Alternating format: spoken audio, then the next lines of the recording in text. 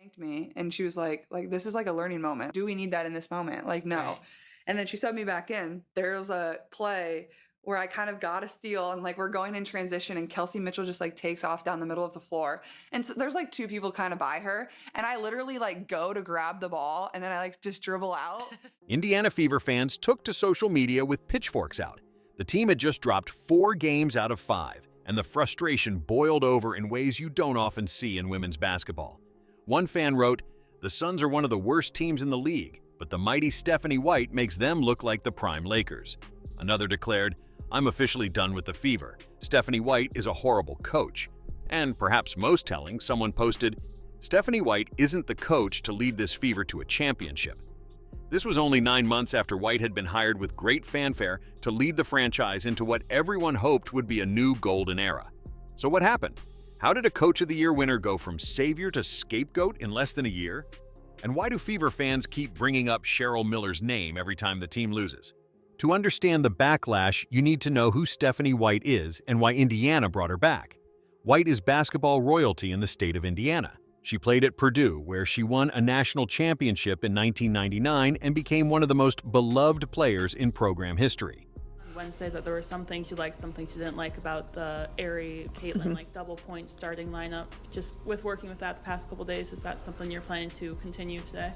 No, we're going to go back to our original starting lineup today. That was also something specific to Golden State. We're going to go back to our original starting lineup today with Lexi back in there. After her playing career, she joined the Fever organization in 2011 as an assistant coach and was part of the staff that won the 2012 WNBA championship. In 2015, she got promoted to head coach and immediately took the team to the WNBA Finals. Everything looked promising, but after the 2016 season, White left for a college job at Vanderbilt. She eventually made her way back to the WNBA with the Connecticut Sun, and in 2023, she won Coach of the Year after leading the Sun to a 27-13 record. When the Fever decided to part ways with Christy Sides after the 2024 season, White's name surfaced almost immediately. She was hired on November 1, 2024, and it felt like a homecoming.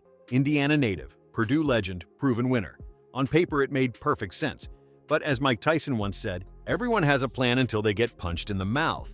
And the 2025 season delivered some serious punches. Are you trying to get me fined again? I am not.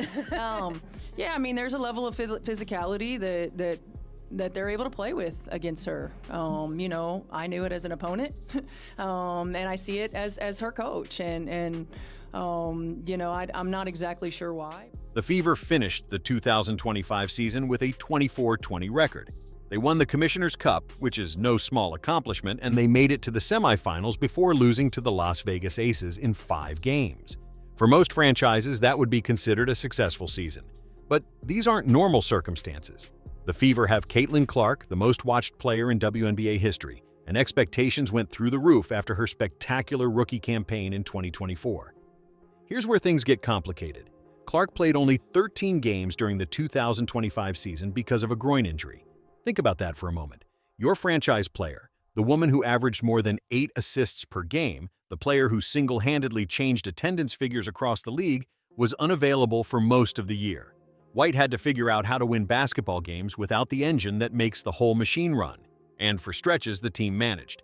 They won the Commissioner's Cup. Excellent passing season as well. Her assist numbers. Oh no, Caitlin Clark has yet. So Ryan Howard picks up the foul. They stayed competitive, but when the losing streaks came, the fans lost patience fast. The complaints from Fever fans weren't vague. They weren't just people saying, "We're losing, fire the coach." The criticisms were specific, and they piled up throughout the season. Fans kept questioning White's rotation patterns, saying they couldn't understand why certain players were sitting while others who appeared to be struggling stayed on the floor. Lexi Hull became a lightning rod for this frustration. Fans saw her as one of the hardest workers on the team, someone who gave maximum effort every time she stepped on the court, but her minutes were inconsistent. When she sat during crucial stretches, social media erupted. The late-game play calling became another source of anger. Fans watched plays break down in the final minutes of close games, and they pointed the finger directly at White. The offense looked stagnant without Clark running the show, which is understandable, but fans argued that a championship-level coach should be able to draw up something better than what they were seeing. The roster had legitimate talent. Aaliyah Boston is a former Rookie of the Year. Kelsey Mitchell can score from anywhere on the floor. I'm just so proud of with this group is it doesn't matter who's on the floor, it doesn't matter who's on our roster.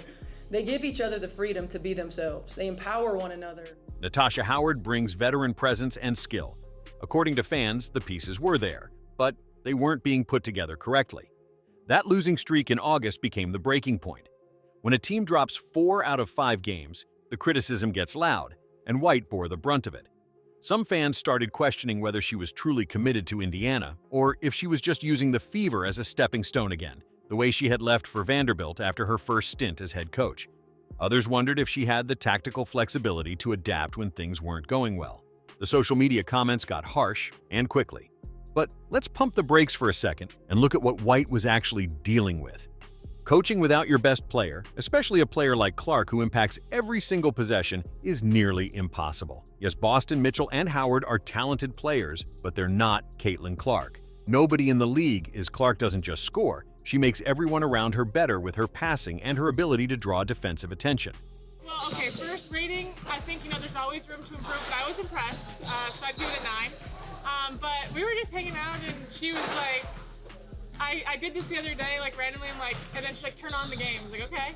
Turned on the game, and she just started going at it, so it was funny. She makes me laugh. Take her off the floor, and you're asking role players to become stars, and stars to do things they're not built to do. White won the Commissioner's Cup with the roster she had available. She got the team to the semifinals despite the injury situation. And when it became clear that Clark's groin wasn't healing properly, White made the difficult decision to shut her down for the remainder of the season. That's not a coach giving up. That's a coach thinking about 2026, 2027, and beyond. White said publicly, "It's frustrating," but she prioritized Clark's long-term health over trying to squeeze out a few more wins in a season that was already compromised. That's exactly what a responsible coach should do, but it didn't stop fans from being upset about it. And that's when Cheryl Miller's name started popping up again. Let's be clear about something right from the start. There are 0 actual reports linking Miller to the Fever coaching job. None. One of the best that's ever played the game, so I've known Cheryl for a little while now. I think her energy, that's what I love about her. It's just contagious, and it's fun. I called her coach, and she was like, I don't know about that yet. You'll have to see how I do. This is purely fan wishful thinking, but it's wishful thinking that keeps gaining momentum every time the Fever lose. Miller is 61 years old now, and she's a genuine basketball legend. She won 3 Naismith Awards at USC, led the Trojans to 2 national championships in 1983 and 1984, and dominated women's college basketball in a way few players have before or since. She coached the Phoenix Mercury from 1997 to 2000 and took them to the WNBA Finals in 1998. But here's the important part. She hasn't coached in the WNBA in 25 years. There's no indication she wants to return to coaching. She has a successful broadcasting career and she's comfortable in that role. But fans don't care about any of that. They saw her coach Team WNBA at the 2024 All-Star Game, which included Clark, and they fell in love with the idea. One fan posted after that All-Star Game, Cheryl Miller, Aaliyah Boston, and Caitlin Clark would be absolute magic together. Another wrote, she was with them 3 days and they all called her coach. The Indiana connection helps fuel the fantasy too. Her brother Reggie Miller is a Pacers Hall of Fame legend, one of the most beloved athletes in Indiana sports history. In fans' minds, it all fits together perfectly. Miller would understand the pressure, the expectations, the Indiana basketball culture. She'd command respect immediately, and she'd know how to maximize Clark's talents because she was once a revolutionary player herself. But this is where reality needs to intrude on the dream. Miller hasn't shown any interest in returning to coaching. She'd be taking over a situation with massive expectations and very little margin for error. The Fever fan base, as we've seen, turns on coaches quickly when things don't go perfectly. Christy Sides made the playoffs in 2024 and still got fired. White won Coach of the Year in 2023, and 9 months into her Indiana tenure, fans are calling for her head. Would Miller really want to walk into that pressure cooker? Probably not. So let's take a step back and ask the fair question. Are these criticisms of Stephanie White legitimate, or are Fever fans being unrealistic? The honest answer is probably a bit of both. White made some questionable decisions throughout the season. The rotation issues were real. The late-game execution problems happened repeatedly. But she was also coaching with one hand tied behind her back for most of the year. It's hard to judge any coach when their best player is unavailable for 75% of the season. The bigger question might be this: is any coach going to satisfy Fever fans with these expectations? The franchise went from being an afterthought to must-see television because of one player, and now the pressure to win a championship immediately is enormous. White's track record suggests she knows what she's doing. She's won at multiple stops. She understands Indiana basketball. She made difficult but smart decisions about Clark's health. But in today's sports world, patience is rare. Fans want results now, and they're not particularly interested in hearing about injuries or rebuilding or long-term planning. The front office's track record doesn't help White's case either. They fired sides after a playoff appearance. If they're that quick to make changes, what's to stop them from moving on from White if the 2026 season starts poorly? And if they do make a change, who realistically would they hire? The Cheryl Miller dream probably stays a dream, which means they'd be rolling the dice on another coach, hoping this time it works out differently. Here's what I keep coming back to. Stephanie White deserves a fair chance to coach this team with a healthy Caitlin Clark for a full season before anyone judges her too harshly. Will she get that chance?